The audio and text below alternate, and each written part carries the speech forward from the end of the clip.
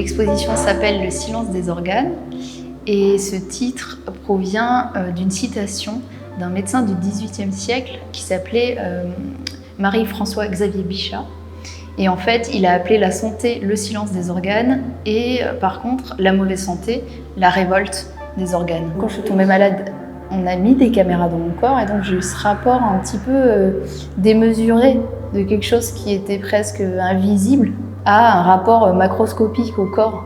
Du coup, c'est là que j'ai commencé à faire ces grandes toiles en forme de rideau et à peindre ces organes aussi démesurés sur ces toiles qui étaient des formats de 3-4 mètres, des choses assez énormes. Et petit à petit, je pense que je me suis rapprochée d'un format plus conscient peut-être. Mais en tout cas, ce rapport d'échelle entre le macro et le micro, il est hyper important aussi dans le changement, pas seulement dans le changement des tailles, mais d'un médium à l'autre.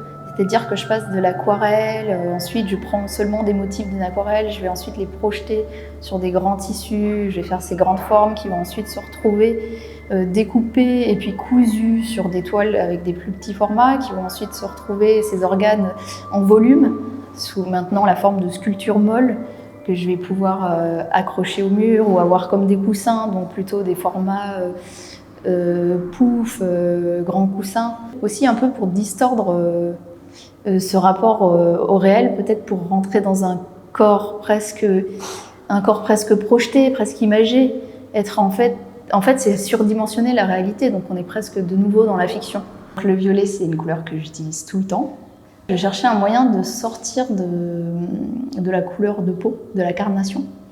Je ne voulais plus mettre une couleur de peau, et donc je suis passée du vert au violet. Et le violet, il y avait un petit côté cliché aussi, dont j'aime bien jouer avec. Et aussi, en sortant de la peau, en tout cas de la couleur de la carnation, c'était se retrouver dans un espace de fiction. Donc dans cette exposition, il y a suspendu 2 œuvres textiles, 2 œuvres rideaux qui s'appellent Migraine. Migraine, ça provient d'un moment où j'avais moi-même des migraines. Et ça provient d'une histoire plus ancienne que j'ai déjà utilisée. C'est l'histoire d'une femme qui s'appelle Charlotte King, que j'ai nommée moi dans la performance que j'ai créée en 2017, Charlotte Queen. Et en fait, cette femme était géosensible. Normalement, elle l'est toujours parce qu'elle est encore vivante. Elle est capable de ressentir les tremblements de terre et les éruptions volcaniques en ayant des douleurs dans le corps. Donc en fait, elle sait, en regardant où est la douleur dans son corps, où ça va arriver, dans quelle partie du monde. Donc elle établit comme ça une cartographie de son corps avec ses douleurs. Et elle avait beaucoup de migraines, donc elle avait essayé à un moment de monter un projet avec un scientifique qui s'appelait le projet Migraine et qui faisait partie de ça, de référencer un peu ses douleurs par rapport aux activités telluriques. Donc, au fond de l'exposition, il y a un mur avec du papier peint.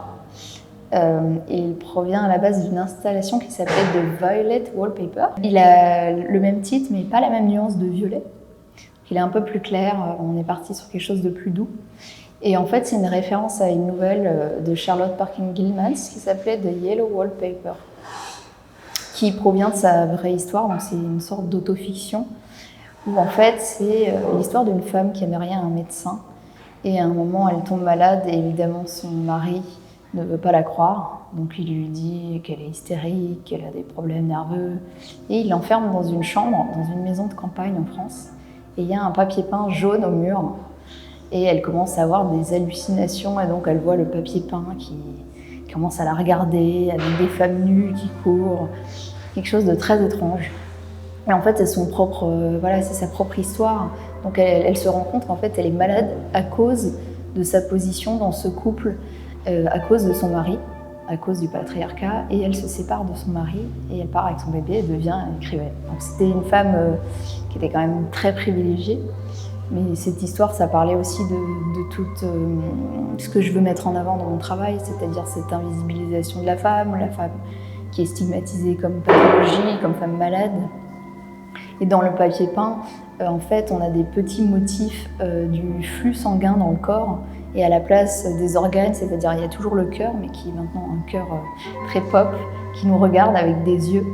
Donc c'est un peu ce papier peint étouffant, presque psychédélique, qui nous observe sans arrêt dans l'exposition et on se demande un petit peu qu'est-ce qui se passe. On a l'impression que les motifs bougent et en fait il y en a deux différents qui sont tous les deux un peu ces motifs simplifiés sans les organes du coup.